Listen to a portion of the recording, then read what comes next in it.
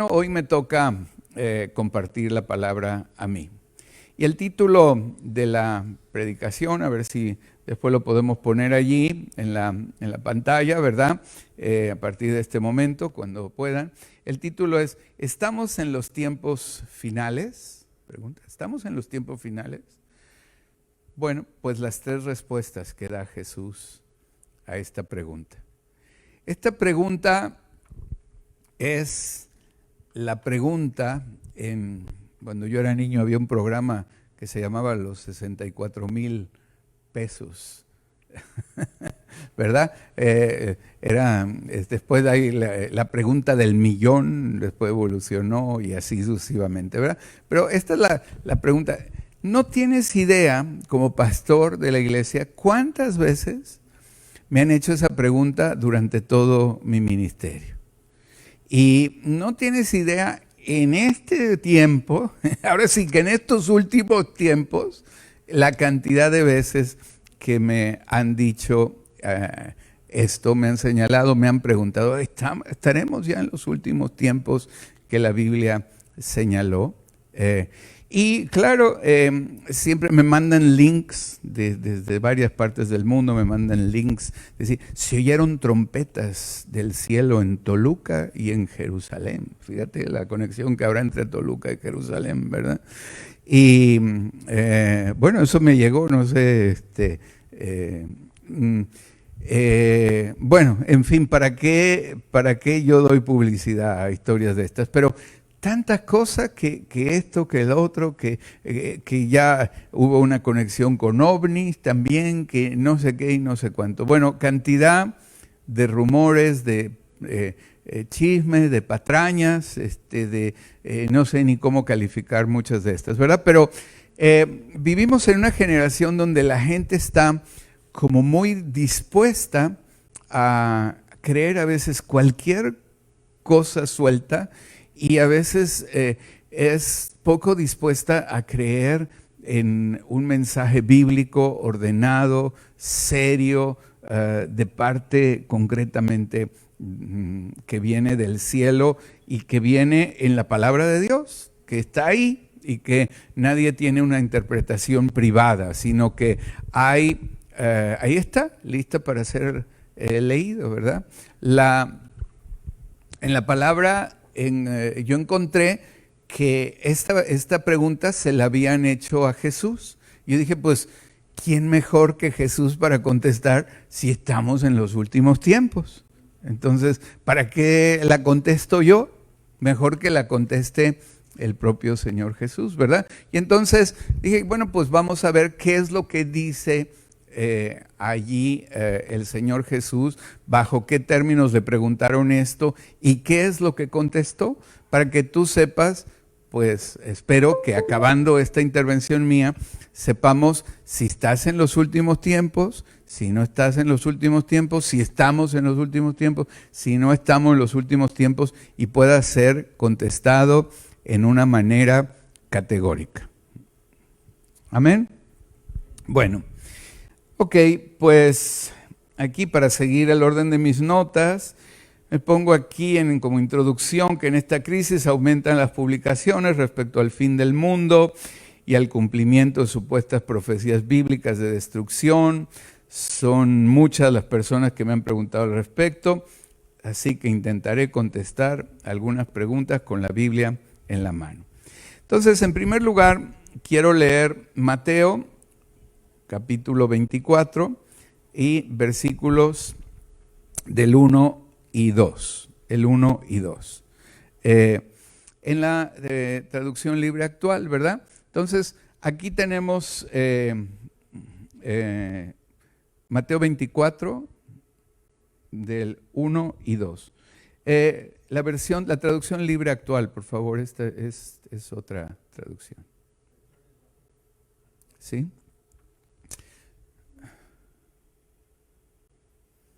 Ok, cuando Jesús salió del templo, sus discípulos se le acercaron para mostrarle los edificios del templo. Sus discípulos se le acercaron para mostrarle, aquí está, claro, está está ahí 2 veces, ¿verdad? Proyectado, es lo mismo. Bueno, entonces el verso 2 dijo, entonces les dijo, ¿ven ustedes todos estos edificios? Les aseguro que todos ellos serán destruidos, ni una sola pared quedará en pie. Ok, en el versículo 1, para que sea claro, porque estaba repetido 2 veces en la proyección, estaba repetido doble, pero dice así, lo voy a leer otra vez. Cuando Jesús salió del templo, sus discípulos se le acercaron para mostrarle los edificios del templo. Le mostraron los edificios del templo, aquel de Jerusalén, en aquel entonces.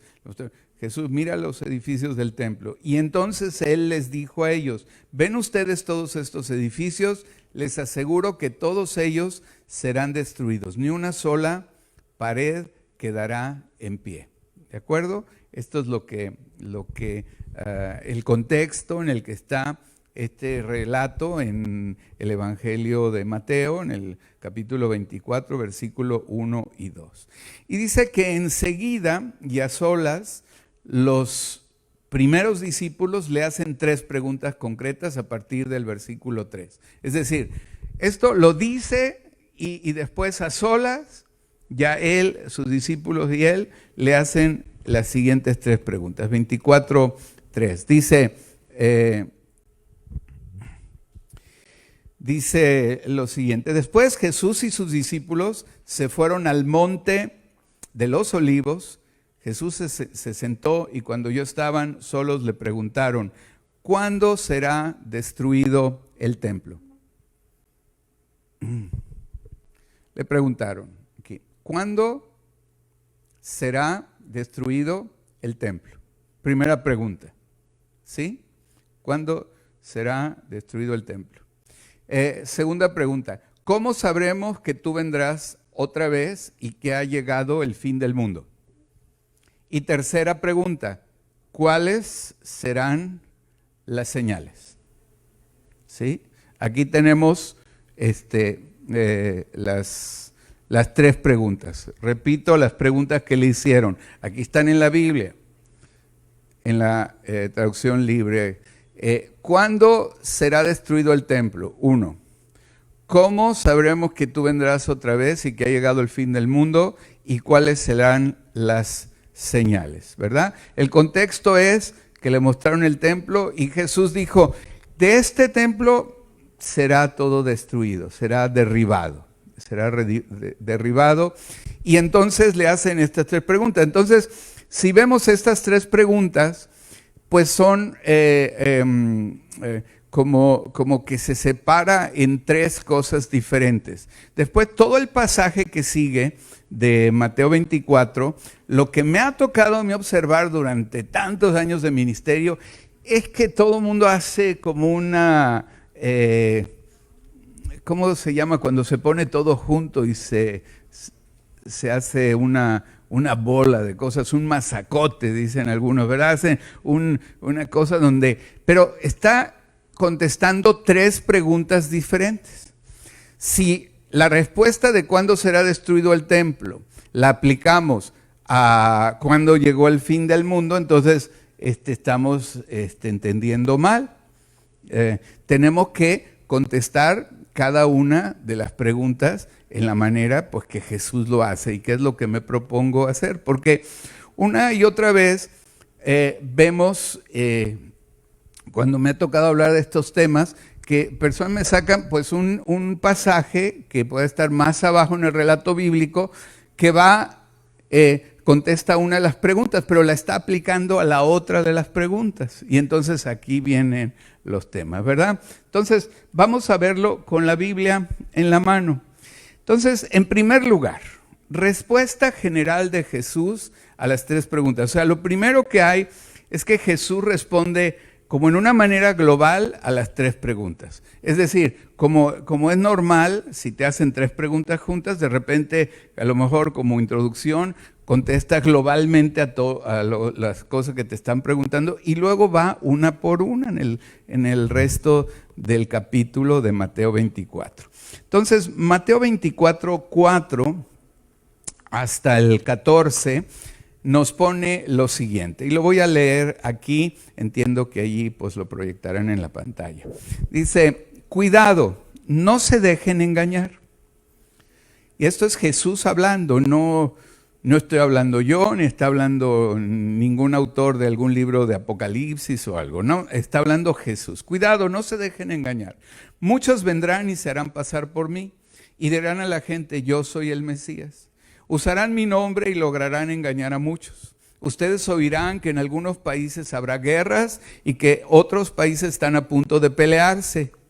Pero no se asusten, esas cosas pasarán, pero todavía no será el fin del mundo. Porque los países pelearán unos contra otros, la gente no tendrá que comer y en muchos lugares habrá terremotos. Eso es solo el principio de todo lo que el mundo sufrirá. Ustedes serán llevados presos y entregados a las autoridades para que los maltraten y los maten. ¿Cuántos reclaman esa promesa? Nadie, ¿verdad? Pero ahí está. Todo el mundo los odiará por ser mis discípulos. Muchos de mis seguidores dejarán de creer en mí. Uno traicionará al otro y sentirá odio por él. Llegarán muchos falsos profetas y engañarán a muchas personas. La gente será tan mala que la mayoría dejará de amarse. Pero yo salvaré a todos mis seguidores que confíen en mí hasta el final. El fin del mundo llegará cuando las buenas noticias del reino de Dios sean anunciadas en toda la tierra y todo el mundo las haya escuchado. Entonces aquí en todo este pasaje Jesús hace como un prólogo, una contestación global a las tres preguntas separadas que están. Y después entra en contestar cada una en una manera específica. Y aquí pues, nos pone el cuadro general que podemos apreciar a partir de los acontecimientos que siguen a la muerte, al arresto, muerte, crucifixión y resurrección del Señor Jesús, ¿verdad? Todos los acontecimientos de ahí hasta la fecha futura de su segunda venida. Está hablando como diciendo, mira, todo esto va a ocurrir, ¿verdad? Lo tenemos que meter en ese cuadro. Usando una clave de interpretación bíblica, es que cuando la Biblia usa la expresión los últimos tiempos debe entenderse en la Biblia como el tiempo que está entre la primera y la segunda venida de Cristo. O sea, cuando tú leas los últimos tiempos, no te ubiques en estos son hoy, ¿no? También son hoy, y también mañana, y también ayer. O sea, los tiempos entre la primera y la segunda venida, porque así fueron proyectados, ¿no? Los primeros tiempos, entre la creación y la venida de Cristo, la primera venida de Cristo, y los últimos tiempos, entre la muerte y resurrección y la segunda venida, ¿verdad? Entonces, en ese sentido, esos son los últimos tiempos. Si aquellos fueron los primeros, pues estos son los últimos, ¿verdad? Pero no se refiere concretamente a un periodo de 50 años inmediatos antes de la segunda venida de Cristo, o de 10 años, o de 7 años, o de 200 años. No, es en los tiempos entre la primera venida y la segunda venida, ¿verdad? Entonces, a partir de ahí, tenemos que entender que efectivamente estamos en los últimos tiempos.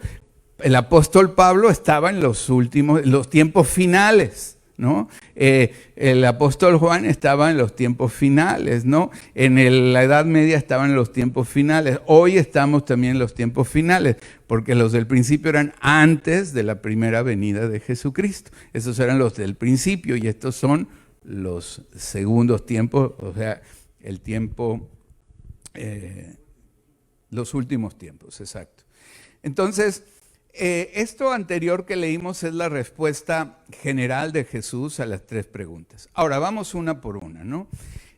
La primera pregunta es, ¿cuándo será destruido el templo? O sea, porque Claro, esto es lo que sucede. Imagínate que hoy aquí estamos y entonces nos preguntamos, bueno, ¿cuándo será destruido este gran edificio?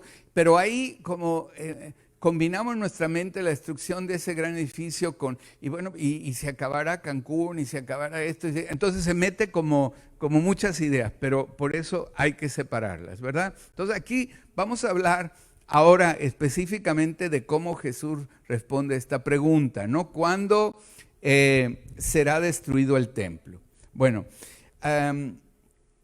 esto Jesús dice en el verso 15, 24:15, dice, Jesús siguió hablando, después de la respuesta general, siguió hablando con sus discípulos acerca del fin del mundo y les dijo, el que lea esto debe tratar de entender lo que dijo el profeta Daniel.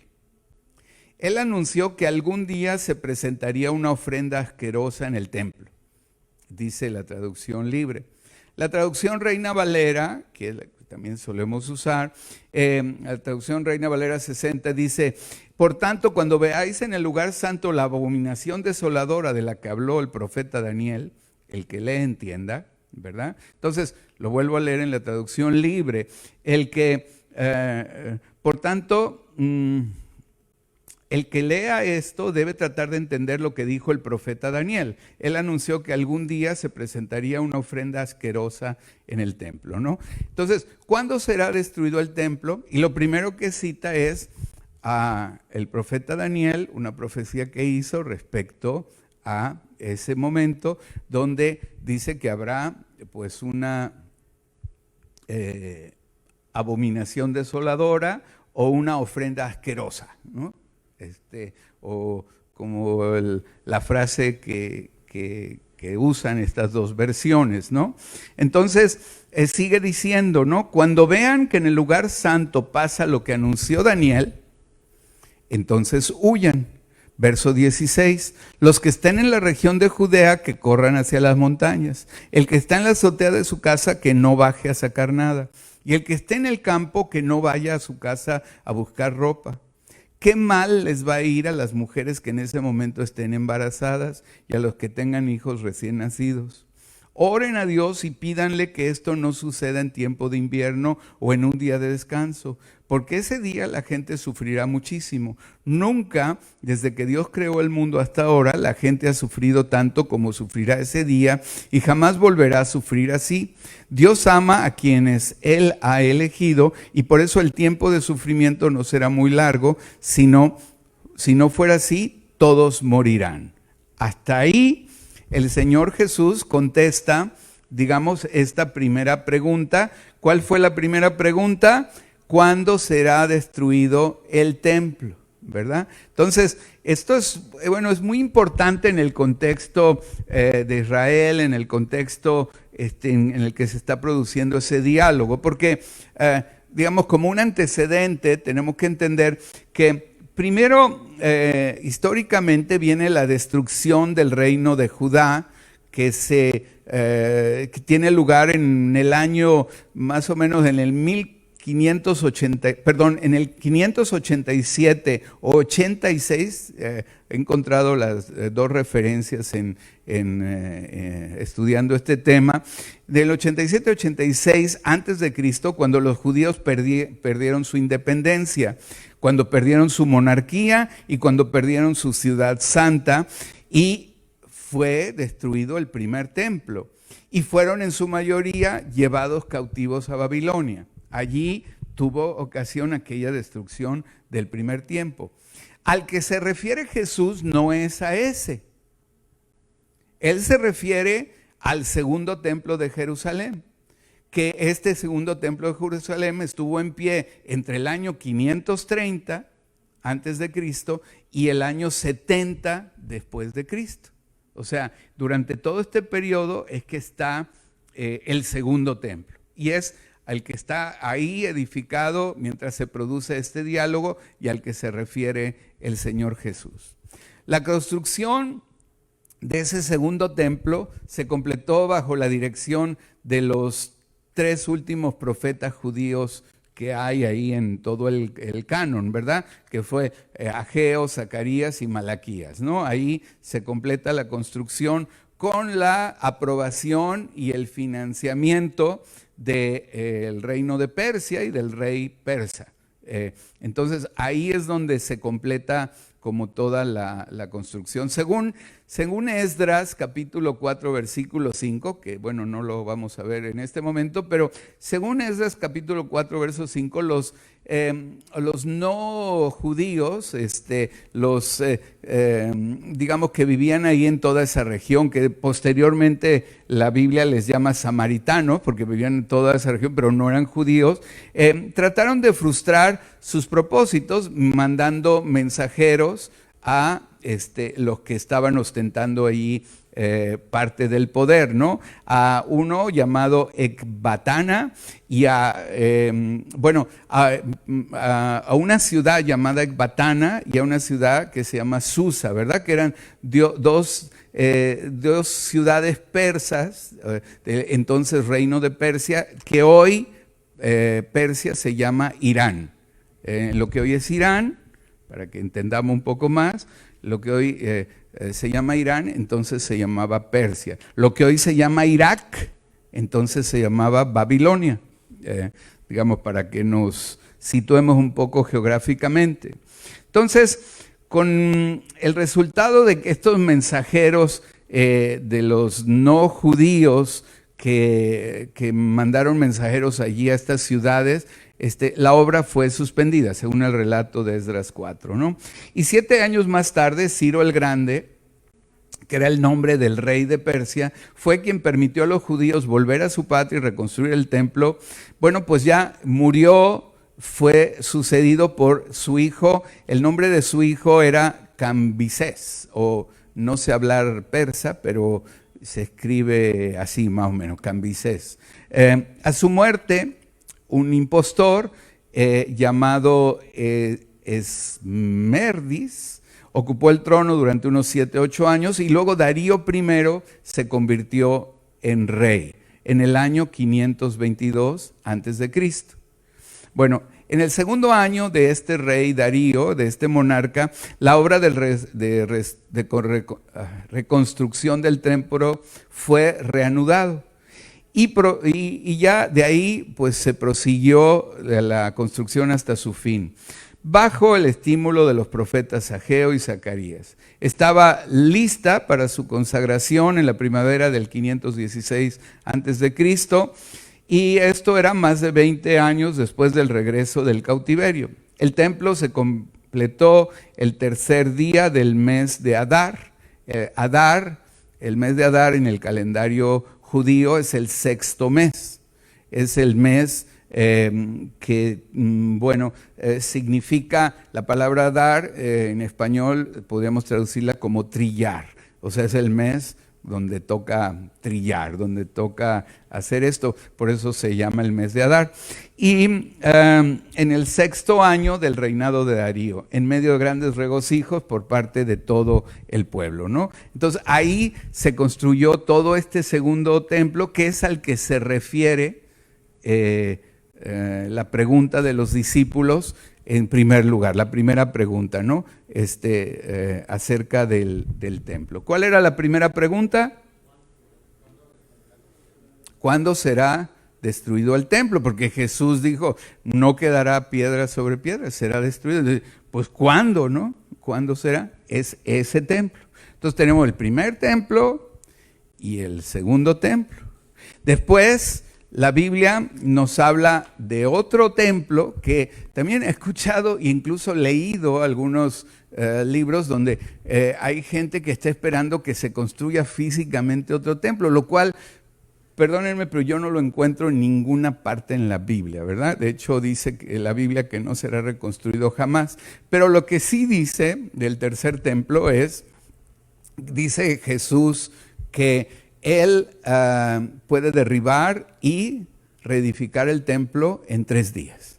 Y esto es lo que hizo del verdadero templo, del cual aquellos 2 templos eran un símbolo físico del verdadero templo. Después en Corintios también nos dice, no sabéis que sois el templo, porque el Espíritu Santo hoy no habita en templos hechos por manos de hombres, ¿verdad? Sino que Jesús con su muerte y su resurrección edifica el tercer templo, que son las personas donde Jesucristo habita por la fe en nuestros corazones y llama a todos los creyentes del mundo, los verdaderos creyentes, no importa en qué iglesia o denominación estén, no se trata de afiliación a una iglesia, sino se trata de pertenecer al pueblo de Dios a través de la fe en Jesucristo. A estos llama el templo, y este es el tercer templo que empezó la reconstrucción y está siendo edificado hasta que Él venga por segunda vez. Amén. De modo que, bueno, algunos, por eso podemos quizás ser puertas al templo, porque ayudamos a otros a entrar al reino de Dios. Otra ventana, porque pues entra luz y alegría, ¿verdad? Ahí otros son columnas, porque pues ayudan a que esté fuerte ahí el templo, y otros mejor ya no digo, ¿verdad? Lo que son, porque también los templos hay cosas que a veces hay que limpiar de vez en cuando, ¿verdad? Pero el tema es que el templo de Dios está siendo reedificado, el tercer templo, digamos el templo verdadero, del cual eran tipo y sombra aquellos dos anteriores. Y no hay ninguna parte en la Biblia que podamos sacar que diga que va a haber una reconstrucción de un tercer templo físico. Pues yo no sé, no lo he encontrado en ninguna parte en la Biblia. Sé que quizá alguno me va a escribir algo de esto que estoy diciendo seguramente, y bueno, pues ahí abierto a que me digan y yo les diré también, ¿verdad? Con mucho gusto y en buen espíritu. Muy bien. La segunda pregunta, ¿cómo sabremos que tú vendrás otra vez y que ha llegado el fin del mundo? Pregunta pues muy específica. ¿Cómo sabremos que tú vendrás otra vez, Jesús, y que ha llegado el fin del mundo? Fíjate, ahí está, ¿no?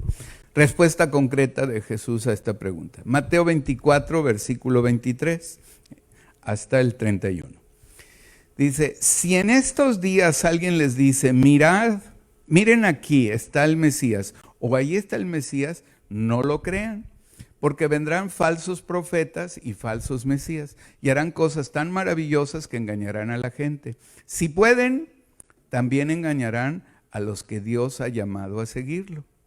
Ya antes les había dicho a ustedes que si otros vienen y les anuncian, el Mesías está en el desierto, no vayan. Y si les dicen, el Mesías está escondido allí, no lo crean.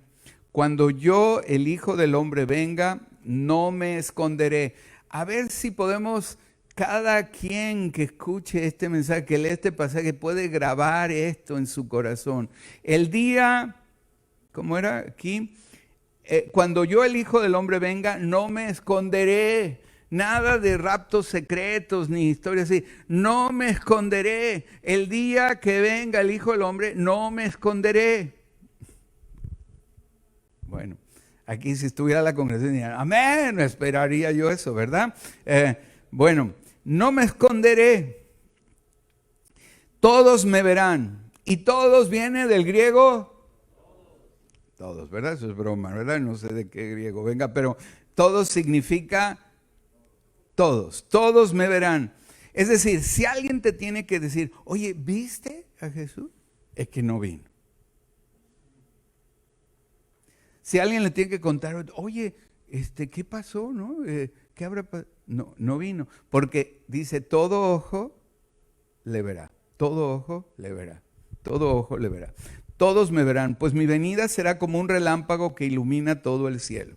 Todo el mundo sabe que donde se juntan los buitres, allí hay un cadáver, ¿no? O sea, hace referencia pues a esta imagen que sabemos que donde hay un cadáver en descomposición, pues se juntan los buitres, ¿no? Entonces, todo ojo lo verá y planta esta imagen, ¿no? Así será cuando yo venga, todos lo sabrán.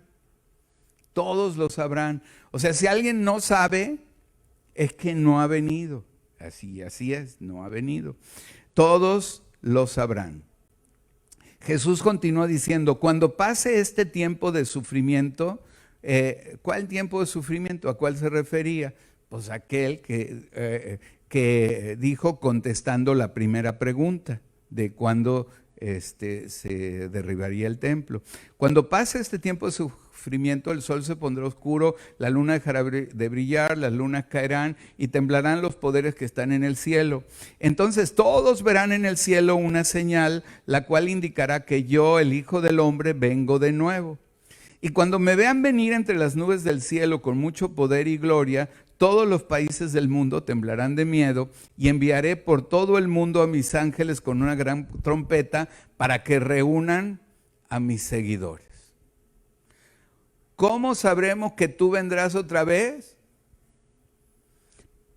Porque todos me van a ver.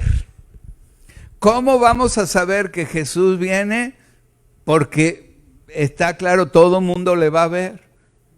Todo el mundo le va a ver, todo el mundo le vamos a ver. Si hay alguna cosa que nos tienen que decir que por alguna razón no le has visto o no le he visto, es que no ha venido. Porque aquí está la escritura donde dice no va a haber forma de que esto pueda ser falsificado, pueda ser engañado. No, todo ojo le verá. ¿Cuándo será? ¿Cómo sabremos que tú vendrás? Pues porque me verás, ¿no? ¿Cómo sabremos si le dices, si alguien te dice, oye, ¿cómo sabremos que tú vendrás a cenar? Pues bueno, pues porque llegaré a tu puerta, tocaré y me abrirás, ¿verdad? O sea, está claro, sin fantasías, sin historias, sin más cosas, ¿verdad? Habla de un tiempo de sufrimiento tremendo que hay para la destrucción del primer templo, que ocurrió en el año 70, donde fue destruido, donde un sacerdote del dios Júpiter cogió una cerda, un puerco, hembra, y lo llevó y lo sacrificó en el lugar santísimo del segundo templo. Porque el segundo templo, pues ya cuando Jesús resucitó, había empezado la reconstrucción del tercer templo, del templo que somos nosotros. Entonces, en ese segundo templo, ahí es la abominación desoladora de la que habló el profeta Daniel, que se cumple en el año 70 después de Cristo. Y ahí tiene lugar eso y es destruido todo hasta el día de hoy. Amén. Bueno, yo digo amén preguntando y bueno, pues desde tu casa tú me dirás lo que tú quieras.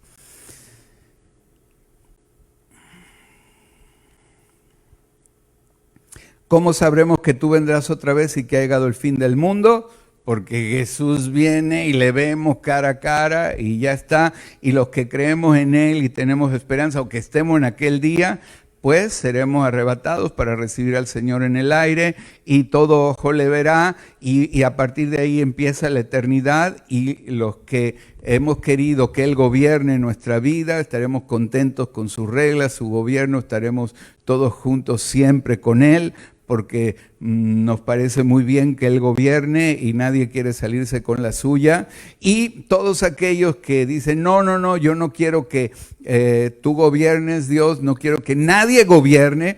Bueno, pues Dios amablemente, es decir, respetando la libertad que le da a la persona para que Él no gobierne, lo pondrá en un lugar ausente de la presencia de Dios, donde estará toda la eternidad con todos aquellos que no quieren que nadie gobierne sobre sus vidas, ¿verdad? Que al contrario, que tratan de gobernar sobre la vida de los demás y controlar sobre la vida de los demás. Y esto realmente es una descripción bastante técnica y clara del infierno, un lugar donde todos los que estén ahí estarán luchando por el control y porque se haga lo que ellos dicen, pero absolutamente todos, en todo, en cada cosa, ¿verdad? Suena como el infierno, ¿verdad?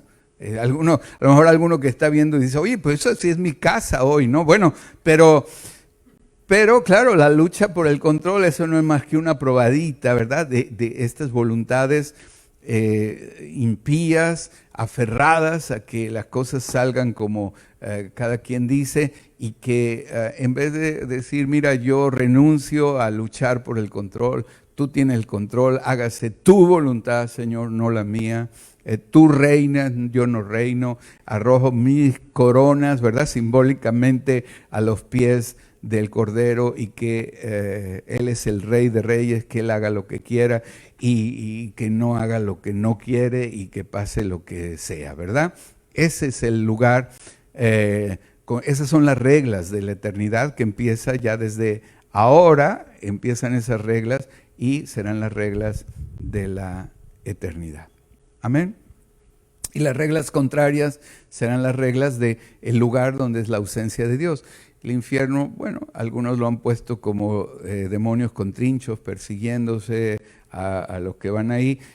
No sé, eso no dice la Biblia, pero lo que sí dice es que es el lugar donde Dios declara su ausencia. Porque algunos creen que la omnipresencia de Dios significa que Dios está en todos lados. Y la omnipresencia de Dios no significa que Dios está en todos lados. Significa que Él pudiera estar en todos lados. Su omnipresencia está sujeta a su soberanía. Él está en los lugares que Él quiere estar. Y está ausente de los lugares que Él quiere estar ausente.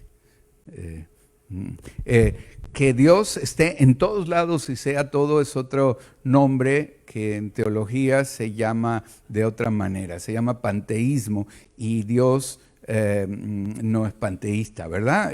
Dios no está en todos lados, por eso hay que invitarlo, por eso lo tenemos que invitar en nuestras casas, por eso lo tenemos que invitar en nuestra vida, por eso debemos decirle, Señor, ven por favor y que se haga lo que tú quieres. Queremos vivir de acuerdo a tus preceptos, no a los míos. Por eso dice que el que quiera salvar su vida la perderá, ¿verdad? Por eso habla de que el que pierda su vida por causa de él, la hallará, y significa perder tus ganas de controlar, tus ganas de que las cosas sean como tú dices y que ahora sean como Dios dice. Amén. Entonces, bueno, pues ya sabemos cómo fue la segunda pregunta. Ahora viene la tercera pregunta. Tercera pregunta, ¿cuáles serán las señales? Respuesta concreta de Jesús a esta pregunta. Mateo 24, del 32 al 35. Primero. Vamos a leer después otros dos pasajes, pero ahí hasta el 35. Aprendan la enseñanza que da la higuera. Cuando a este árbol salen ramas tiernas y hojas nuevas, ustedes saben que ya se acerca el verano. Del mismo modo, cuando vean que todo está pasando como les he dicho, sabrán que pronto vendré de nuevo. Les aseguro que todo esto pasará antes de que mueran algunos de los que están ahora vivos. O sea, pasará, él está hablando allí con los discípulos, dice, todo eso pasará. ¿Cuáles serán las señales del fin de los tiempos? Bueno, pues dice, le pasará incluso que algunos de ustedes que están vivos no morirán y ya pasará. Por eso digo que la expresión los últimos tiempos son desde su muerte y resurrección hasta su segunda venida, ¿verdad? Qué tremendo, ¿no? Y sigue diciendo ahí el 35, dice, el cielo y la tierra dejarán de existir, pero mis palabras permanecerán para siempre. Incluso pues hace una aseveración ahí asombrosa y súper segura, decir, mira, aunque veas que todo cambia, incluso que pueden pasar las cosas y ser removidas, mi palabra se va a cumplir. Por eso es que he querido contestar también estas preguntas con la palabra de Jesús, lo que Él dice, ¿no? Ahora sigue diciendo el 36. Para los que quieren saber el momento de la segunda venida de Cristo, el momento, y todos los que dicen y han escrito libros de cuándo va a ser. Bueno, pues el verso 36, nada más el 36. Dice, nadie sabe el día y la hora en que yo vendré. No lo saben ni siquiera los ángeles del cielo. Es más, tampoco yo lo sé, dice él. Solo Dios, mi Padre, lo sabe. Ahora, hay por ahí algunos listos que ya saben, ¿verdad? Por ahí, ¿verdad? Y publican, y luego hay otros que teniendo comezón de oír, les compran los libros, ¿no? Y acuden a sus conferencias de esto. Pero Jesús dijo, nadie sabe. Entonces, si alguien dice, yo lo sé, ya está, ya sabes a dónde no hay que ir.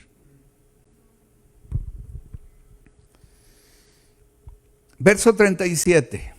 Cuando yo, el Hijo del Hombre, venga otra vez, la gente estará viviendo como en la época de Noé.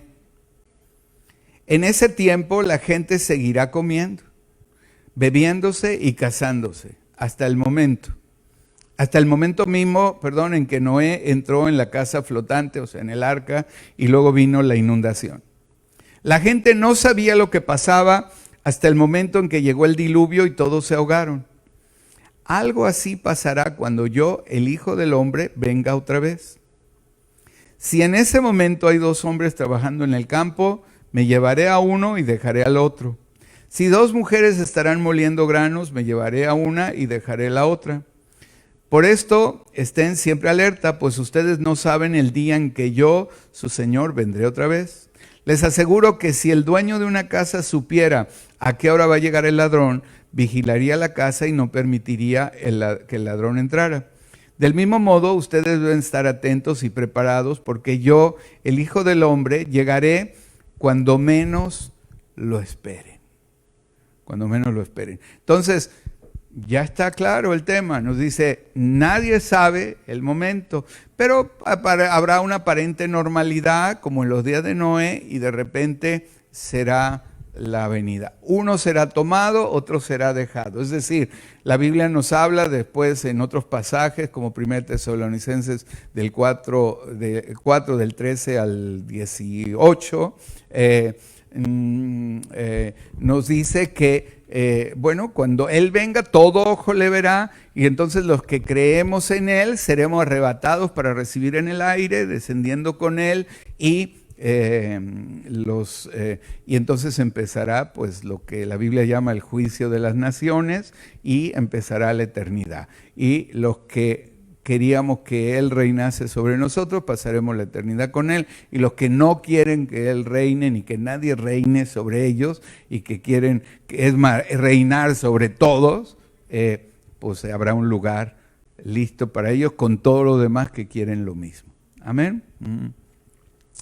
Entonces, esta es la forma en que Jesús contesta esta tercera pregunta. Y después añade una advertencia. Mateo 24, 45 al 51. Añade esta advertencia después de contestar la tercera pregunta. ¿Quién es el sirviente responsable y atento? Es aquel a quien el amo deja a cargo de toda su familia para darles de comer a su debido tiempo. Qué feliz es el sirviente si su dueño lo encuentra cumpliendo sus órdenes. Les aseguro que el dueño lo pondrá a administrar todas sus posesiones. Pero supongamos que un sirviente malo piensa, mi amo salió de viaje y tardará mucho en volver, y comienza a golpear a sus compañeros y a comer y a beber con borrachos. Cuando vuelva su amo, en el día y la hora que el sirviente menos lo espere, lo castigará como se castiga a todos los que engañan a sus amos. Entonces llorará y le rechinarán de terror los dientes. O sea, aquellos que dicen, sí, pues sí quisiera que Jesús gobernara, pero yo pensé que esto iba a ser más rápido, porque ya me cansé de dominar mis impulsos, ¿no? Ya me cansé de que pues el hombre viejo quiere salir y quiere mandar, el adámico, el pecado original, ¿no? Ahí está, ¿no? El querer ser Dios, quiero establecer mi voluntad, y no es justo. ¿Por qué? Porque no es justo, ¿verdad? Yo digo que debe pasar así y no es justo y no sé qué. Y entonces, bueno, pues como yo ahora ya no hago lo que Dios quiere, ya hago lo que me sale ahí de mi impío corazón, pues entonces cuidado, porque será como los días de Noé, ¿verdad? Que la gente parecía que todo seguía, había guerra, rumores de guerra, no es el fin, ¿verdad? Pero de repente hay que enfrentarse con el Señor.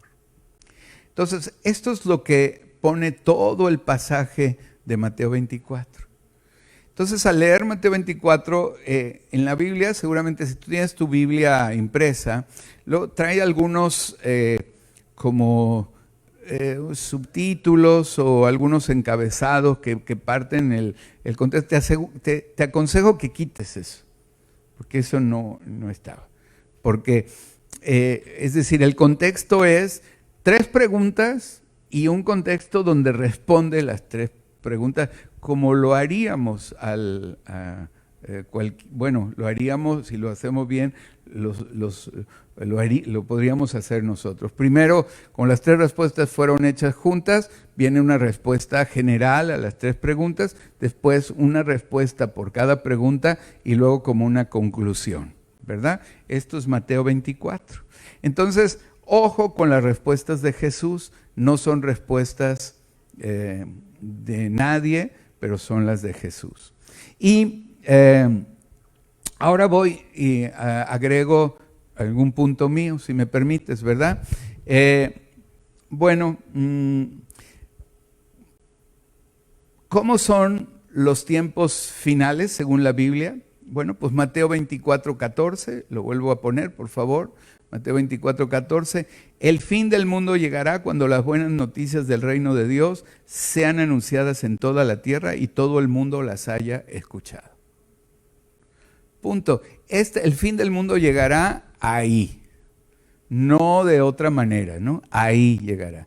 Y hoy, ¿qué vemos? Pues que ni todo mundo ha escuchado el Evangelio. Es más, en muchos países, más o menos en países donde viven aproximadamente 1.500 millones de personas, hoy está prohibido hablar de la palabra de Dios y del Evangelio.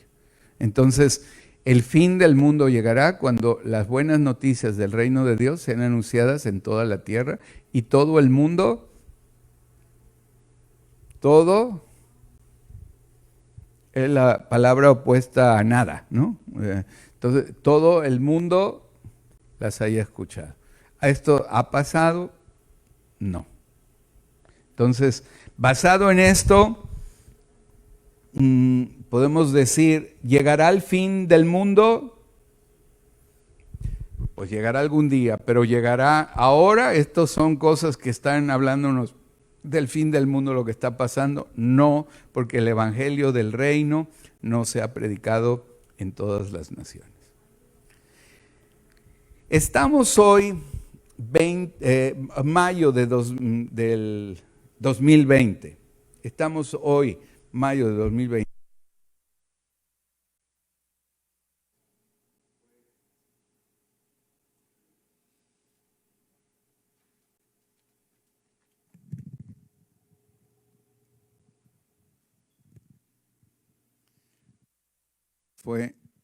¿Sí? ¿Estoy? ¿Se oye bien? ¿Sí? Ok. Estamos hoy, mayo de 2020, en los tiempos finales.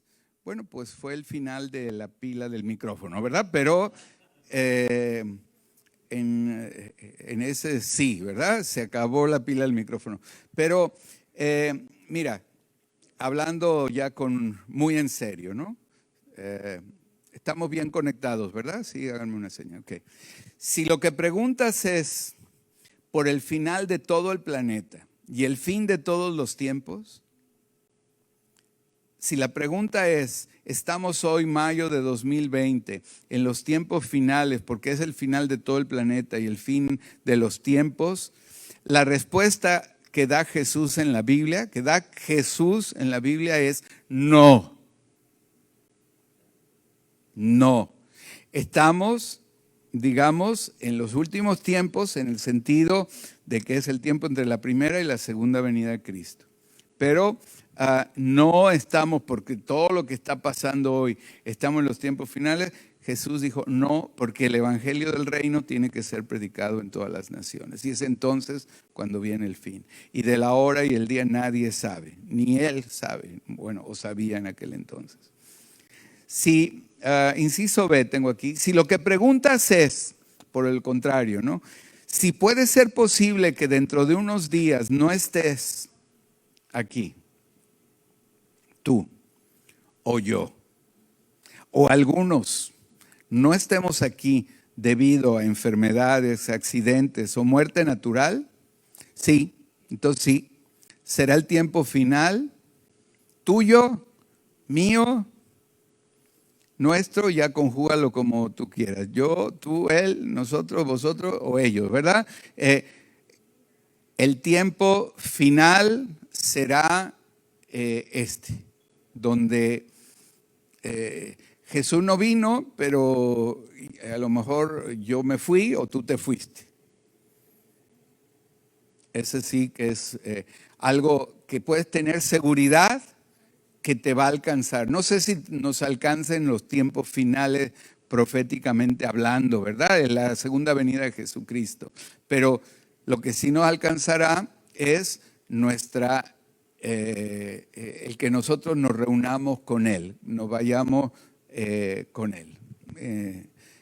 Ya sea por qué, pues por muerte, por enfermedad, por accidente, muerte natural, lo que tú quieras y mandes. Por ello, continuamente he dicho y hemos dicho, espera lo mejor y prepárate para lo peor. Espera lo mejor y prepárate para lo peor. Espera como que van a pasar, todavía vas a vivir muchas cosas, puedes hacer planes y puedes hacer cosas, y prepárate para lo peor, ¿no? Algo que es un ejemplo de esto, ¿ya hay pilas nuevas? ¿Ya hay pilas nuevas? Muy bien. Pues me piden que cambie otra vez el micro. Muy bien. Una de las cosas que me ha sucedido incluso aquí en el área de Cancún, aunque puede ser así en muchos otros sitios, es esta denominación, ¿no? Que se llama adventistas. Los adventistas, hablaba yo con un chico adventista el otro día y le decía yo, ¿sabes por qué la iglesia donde tú vas? Pues me decía, yo soy adventista, desde mis papás eran adventistas. Digo, ¿y sabes por qué te llaman adventista? ¿Por qué? ¿Sabe? No, dice, no sé. Digo, bueno, pues los adventistas es porque la fundadora de tu iglesia, una mujer, o sea, hace bastantes años, puso una fecha a la segunda venida de Cristo y al segundo advenimiento de Jesús. Advenimiento. Por eso de ahí viene venida, advenimiento o adventista, ¿verdad? Entonces, bueno, pues no se cumplió y lo que es asombroso, y no quiero criticar a nadie en sí mismo, pero sí señalar algo que nos puede ser útil, porque en aquel entonces, debido a la profecía y la labor muy activa de esta mujer y sus seguidores, convencieron a la gente de que era inútil estudiar, de que era inútil ahorrar, de que era inútil comprar propiedades o hacer planes a futuro. Porque si eran unos cuantos años donde todo se iba a perder, pues claro, ¿para qué sembramos para el futuro? ¿O para qué compramos una casa? ¿O para qué? Entonces, toda esta gente allí lo que hizo es, sí se creó un avivamiento, porque el mensaje era reconcíliate con Dios, y mucha gente aportó mucho dinero porque se deshicieron de todo lo que tenían, pero el problema es que fue alrededor del señalamiento de una fecha concreta. Y entonces no pasó, y en vez de aprender la lección, lo que hicieron es poner una nueva fecha, que tampoco se cumplió. Y bueno, lo asombroso es que hoy haya personas, ¿no?, que están ahí y no saben el origen concreto ni siquiera del nombre de por qué se llaman de esta manera, ¿no? Aunque quiero pensar que ahí hay personas que son buenas personas, que tienen una fe real en Jesucristo, que tienen un temor de Dios, entre las que haya. No tengo ningún motivo para no decir esto. Solamente hablo de un hecho histórico, ¿verdad? Donde esto pasó así. Quiero ya ir terminando, pero quiero leer este pasaje que está, si me ayudas, en Efesios 3 del 14 al 21, con el cual leímos durante el tiempo de oración. Porque todas estas ideas de los últimos tiempos que contemplan escenas de terror, que contemplan escenas de cristianos siendo torturados o cosas de este tipo, como hay muchas de estas historias circulando.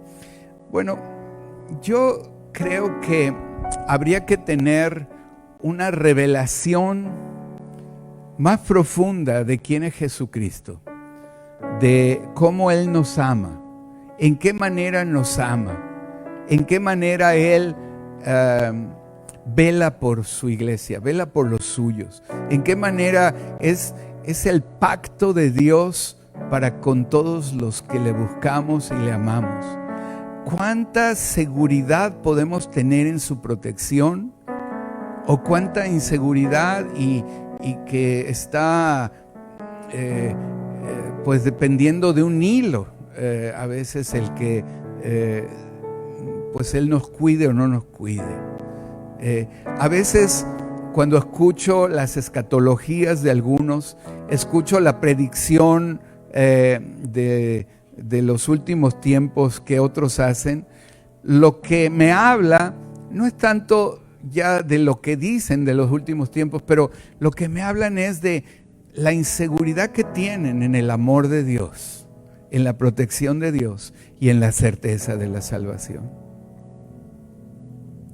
Dios es bueno y por eso quiero terminar reflexionando acerca de este pasaje en donde podemos entender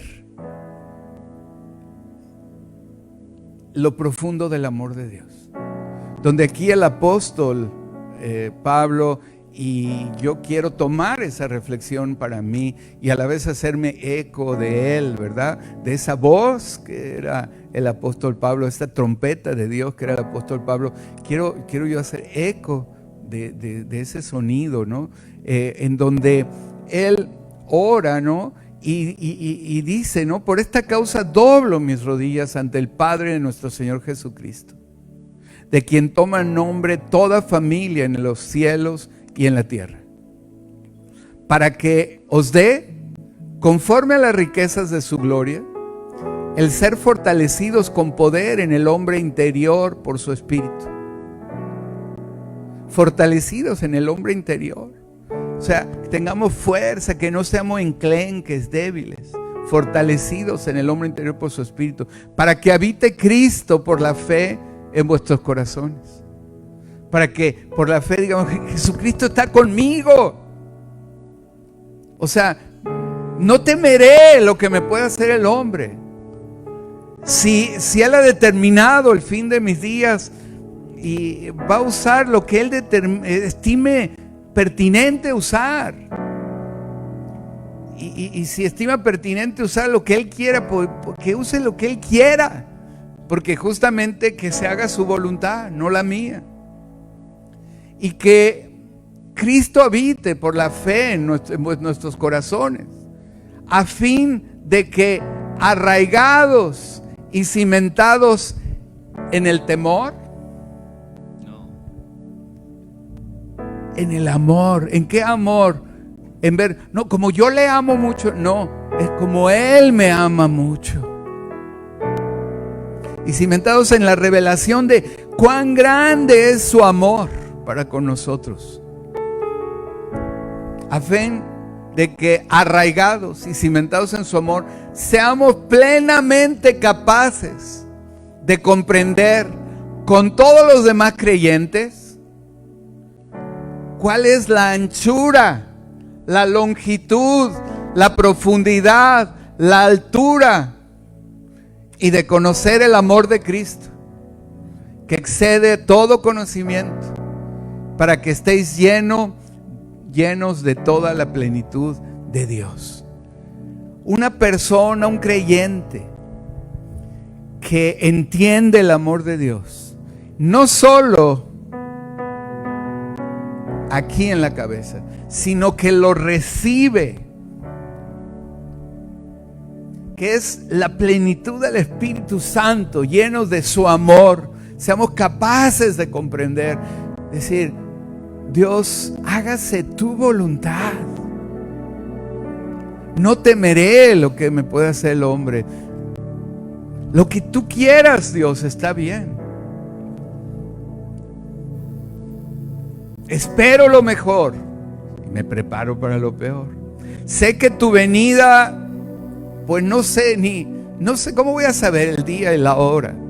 ¿Cómo puedo interpretar cosas que otros han tratado de interpretar y han fallado? Lo único que sé es que hoy mismo, saliendo de aquí, puede pasar algo y yo tendré que reunirme contigo. ¡Gloria a Dios! Quiero estar listo para ese momento. Y quiero además irme y no dejar problemas y cosas sin concluir. Quiero tener las cosas, dejar las cosas lo mejor posible amarradas, para que nadie sufra por mi desorden y mi desidia, o porque me creía yo inmortal. Entonces, anímate con estas palabras. Que no tengas temor. Que si, lo voy a poner en mexicano, si te toca, te toca. Pero que estés preparado, que estés listo, que hagas las cosas que tienes que hacer para que no te pille desprevenido tu reunión con Él. Que estés atento a lo que puede pasar. Que estés seguro de su amor. Dice: si nos escudriñásemos a nosotros mismos, no seríamos juzgados, dice la palabra del Señor. Y yo no sé qué tú encuentres cuando te escudriñas a ti mismo, pero lo que yo encuentro cuando me escudriño a mí mismo es que soy un pecador, que necesito la gracia de Dios, que necesito el perdón de Dios, que necesito el amparo de Dios, que necesito volverme a Él, que ya no quiero imponer mis ideas sobre nadie, que quiero desprenderme de las mías y aceptar las de Él y obedecerle y servirle. Llénate del Señor. Llénate del Señor. Y aprovecha este momento para poderle decir a Dios: quiero reconciliarme contigo. Ya no quiero pelear contigo. No quiero pelear con los demás. Que se haga tu voluntad, Señor. Y a partir de ahí, prepárate para lo mejor. Pero espera lo mejor, pero prepárate también para lo peor. Espera lo mejor, porque lo más seguro es que aquí estemos dentro de no sé cuántos años y digamos: ¿te acuerdas cuando estábamos hablando de esto? Y la mayoría aquí estaremos, y a lo mejor quizá algunos no estamos, pero prepárate para lo mejor. Haz tus planes, haz tus cosas, mantén ahí tus planes de ahorro, ten tus sueños de esta vida, haz las cosas que debes de hacer, y que no te asusten con relatos de terror supuestamente contenidos en la Biblia. El que tiene al Hijo de Dios tiene la vida. El que no tiene al Hijo de Dios no tiene la vida. Pero si recibimos una revelación del amor de Dios, podrás entregarle tu vida sin tapujos, sin condiciones. Decir: aquí estoy, Señor, lo que tú quieras, lo que tú quieras. Como conclusión, lo que las personas necesitamos es entender el amor de Dios. Uno, que Dios te ama, que Él no quiere que nadie se pierda, sino que todos procedan al arrepentimiento. Y también afirmarte en otra declaración que la Biblia hace, y es que sus ovejas escuchan su voz y que nadie los podrá arrebatar de su mano. Si tú decides por Dios, nadie te puede arrebatar de su mano. ¿Y quién, por mucho que se esfuerce, podrá añadir a su estatura algo más? Lo que tengamos que vivir, lo viviremos. Lo que no tengamos que vivir, no lo viviremos. Descansa en el Señor, entrégate a su gracia, confía en su amor y cumple tu misión en esta vida. Vamos a escuchar este canto y a continuación quiero hacer un llamamiento final.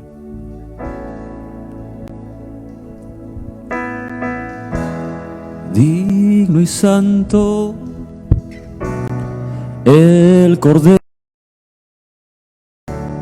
inmolado en la cruz.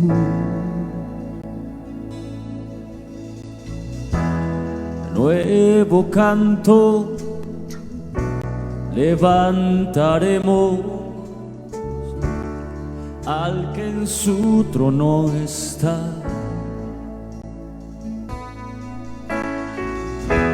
Santo, santo, santo, Dios todopoderoso, ¿quién fue, quién es y quién vendrá? La creación te canta, hosana al gran yo soy.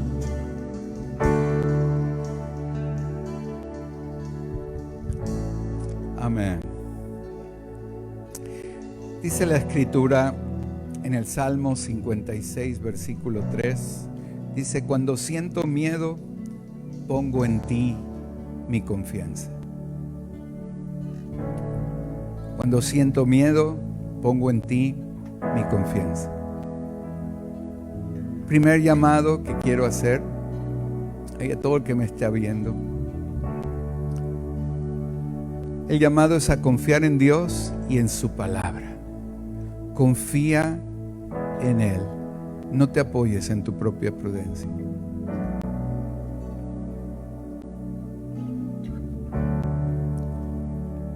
Ahí en tu lugar, cierra tus ojos, habla con Él y dile: Señor, quiero confiar en ti. Tengo miedo, tengo temores, tengo incertidumbres. Dile lo que tú quieres, pero dile: quiero confiar en ti. Cuando siento miedo, pongo en ti mi confianza. Número 2, quiero hacer también un llamado a que si tú no te has arrepentido de tus pecados, si hay cosas sobre las cuales tú tienes que arrepentirte, arrepiéntete. Arrepiéntete de tus pecados. Pon a Dios en primer lugar en tu vida. Deja de pecar. Deja de conducirte en una manera pecaminosa. Reconcíliate con Él, ahí en tu lugar. Nadie más necesita saber más que tú y Él. Dile: renuncio a pecar, renuncio a hacer lo que he estado haciendo, que sepas que está mal. Me arrepiento y te pido perdón y quiero ponerme a cuentas contigo, Dios.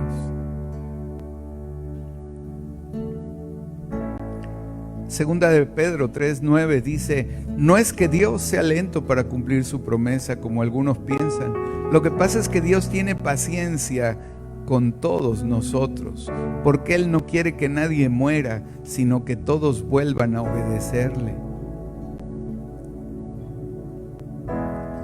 Las cosas pasan porque también están en el plan de Dios. Y Él quiere que volvamos a obedecerle. Él quiere decirnos que no podemos vivir como si no existiera su palabra, como si no existiera su ley, como si no existiera lo correcto, como si lo bueno fuera malo, lo malo bueno. Vuélvete a Dios. Hay que arrepentirse.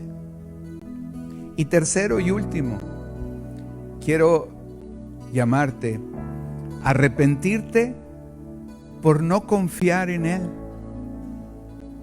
Es lamentable ante cualquier situación humana con gente, especialmente con los más comprometidos, por ejemplo, dentro de un hogar, cuando reina la desconfianza, cuando la esposa no confía en el esposo, cuando los hijos no confían en su madre o en su padre, cuando nadie confía en nadie.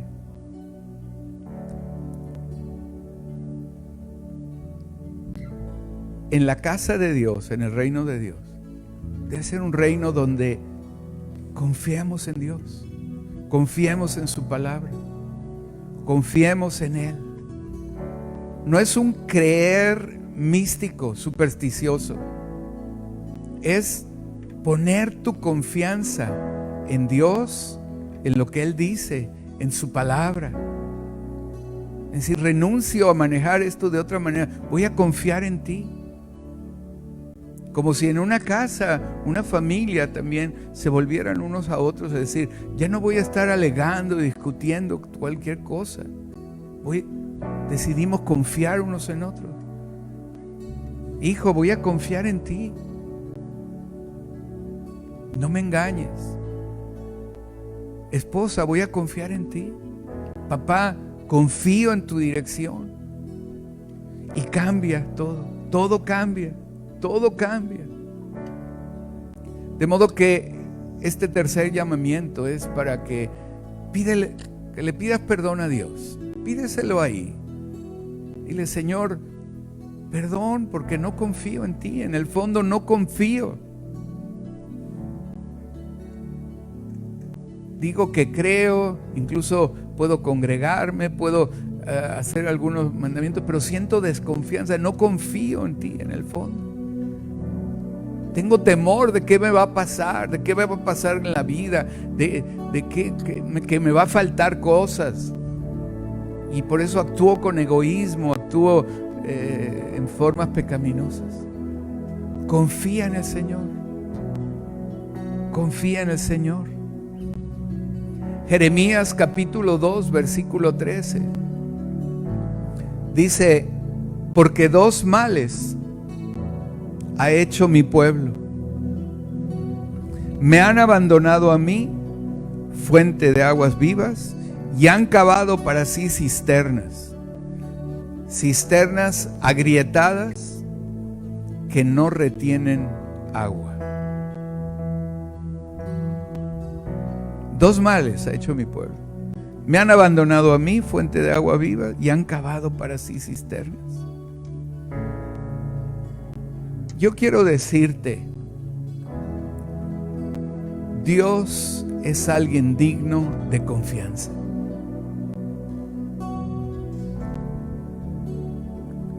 Confío en Él. En esta circunstancia, confío en Él. Si esta aún llegara a ser la generación que afrontaría su segunda venida, nadie me tiene que asustar para escapar del mal, porque estoy enamorado de Jesucristo y confío en Él. ¿Y a quién iré? Si siento pasión, siento amor, siento un agradecimiento tan grande por Él. Yo te invito a que no tengas religión, a que tengas cristianismo verdadero. Vuélvete a Dios.